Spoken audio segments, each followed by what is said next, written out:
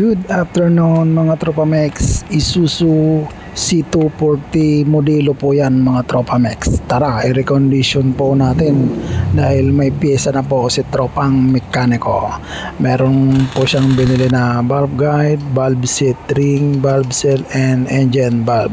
Dahil wala nga pong pagsusungkitan yung kanyang seat ring, obligado po tayong ispatan po yan ng welding para masikwat po natin yung kanyang mga seat ring o valve ring mga Tropa Mex. Hindi naman lahat po ng seat ring mga Tropa Mex kailangang ispatan ng welding para matanggal yung kanyang seat ring. Meron pong mga brand o model na seat ring na makakapal po mga Tropa Mex. Labas po siya sa kanyang cylinder head, kaya po pwede nyo po siyang sikwatin kahit hindi na po ispatan ng welding. At matapos nating tanggalan ng mga valve ring o seat ring, tinanggalan na po yan natin ng valve guide at kinapbrush po natin yan para malinis mga tropa o wear brush. At ipinasok naman natin dyan yung kanyang bagong valve guide. At kasunod yan, ipinasok na natin dyan yung kanyang mga bagong seat ring.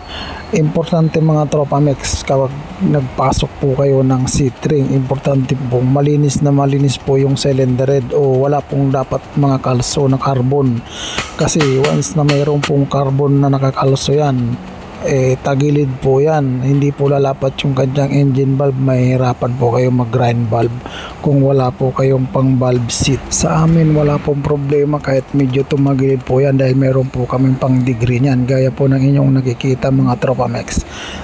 Bato po yan kasi yung pinasok natin mga Tropa Mex na seat ring semi-finish lang po yan, wala pa pong degree yan, kaya kailangan po nating lagyan ng degree yan. Ang degree nga po pala niyan 45 degree.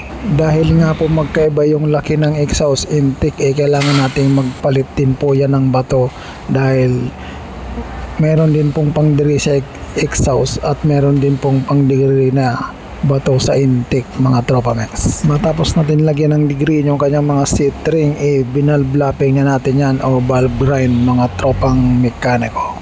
At matapos natin i-valve grind yan, tinanda na natin yan ng puncher, dahil importante mga tropa, once na grind valve na natin yan, hindi na dapat po magkapalit-palit yan. Dahil nga po naka-grind valve na yan, dapat kung saan nyo po tinanggal, dun nyo na rin po yan ibabalik para lapat na lapat po siya. Once na magkapalit-palit po kasi yan, mamawala po sa lapat niya. At matapos natin i-grind valve, sinalang na po natin yan sa top resurface. At matapos natin i-top resurface yan, hinugasan na po natin yan para matanggal na po yung mga biro-birota niya mga tropa. Importante po bago natin i-assemble yan, malinis na malinis po talaga yan. At yun, nang hugasan na nga natin, ikinabit na po natin yung kanyang mga valve seal at isinunod na po natin yung kanyang mga engine valve para naman po ikabit na po yung kanyang mga valve spring at retainer at pati na rin yung kanyang valve lock.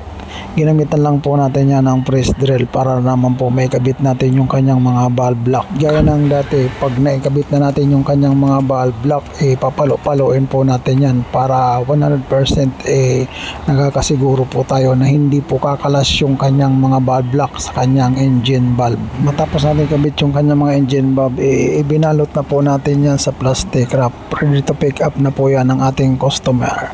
At shout out na rin po natin ang may-ari niyan, AR Equipment. Shout out sa inyo dyan mga boss, lalong lalo na yung napakapogi nilang mekaniko Bobby Camacho. Shout out sa iyo boss, napakalakas mo talaga sa amin, ang daming nakapila pero inuna ko na yung kanyang cylinder head. At yun, pick upin mo na boss, tapos na yan. At yun, palagyan pa naman po dyan at pa-share na rin kung inyo pong naibigan mga Tropa Mex. Marami pong salamat, God bless.